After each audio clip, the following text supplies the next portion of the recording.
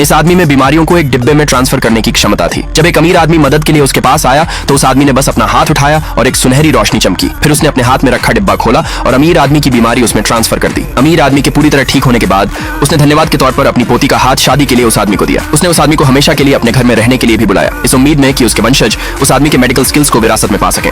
ज्यादा लोगों को आसानी से ठीक करने की चाहत में उस आदमी ने यह प्रस्ताव मान लिया। जल्द ही उसने अपनी मंगेतर के छोटे भाई की बीमारी ठीक कर दी, लेकिन भाई को लगा कि वह डिब्बा ही असली इलाज की शक्ति का सोर्स है। राज जानने की उत्सुकता में उसने उस आदमी से उसे अपना चेला बनाने की भीख मांगी। उस आदमी ने उसे चेला बनाना मान लिया, लेकिन उस आदमी ने कभी सोचा भी नहीं था कि भाई चुपके से अपनी मंगेतर के साथ मिलकर उस आदमी से डिब्बा सौंपने के लिए कहेगा। उस आदमी ने मना कर दिया। जब उसकी मंगेतर ने भी अपने भाई का साथ दिया तो उस आदमी ने आखिर में उन्हें चेतावनी दी कि डिब्बा कभी नहीं खोलना चाहिए। उसमें वे बीमारियां भरी थीं जो उसने दूसरों से ट्रांसफर की थीं। अगर खोला गया तो इसके गंभीर नतीजे हो सकते हैं। लेकिन भाई ने उसकी बात पर विश्वास नहीं किया। उसे लगा कि यह सिर्फ एक बहाना है। वह किसी भी कीमत पर डिब्बा लेने के लिए पक्का था। शादी की रस्म में भाई ने उस आदमी को उसकी शिक्षाओं के लिए धन्यवाद देने का नाटक किया। फिर उसे शराब का एक गिलास दिया। जैसे ही उस आदमी ने उसे पिया, उसे एहसास हुआ कि उसमें कुछ गड़बड़ है। उसने गुस्से में गिलास जमीन पर फेंक दिया और ऐलान किया कि वह भाई से सारे रिश्ते तोड़ रहा है। लेकिन भाई शांत रहा और उसने उस आदमी पर डिब्बा चुराने का आरोप भी लगाया। आसपास के सभी लोग हैरान थे। जब उस आदमी ने समझाने की कोशिश की तो भाई ने उसे बीच में ही रोक दिया। उसने मदद के लिए अपनी मंगेतर की तरफ देखा, लेकिन वह भी अपने भाई के साथ मिलकर उस पर इल्जाम लगाने लगी। जल्द ही आसपास के सभी लोग भाई का साथ देने लगे। उसी पल भाई ने उस आदमी के हाथों से डिब्बा छीन लिया। उस आदमी की चेतावनियों को नजरअंदाज करते हुए